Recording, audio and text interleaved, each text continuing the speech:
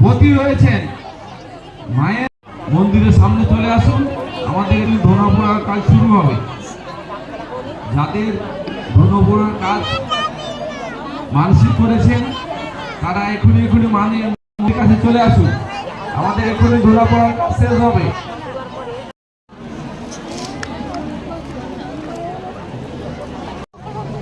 হ্যাঁ, ফেটে গেছে আবার ফেটেছে।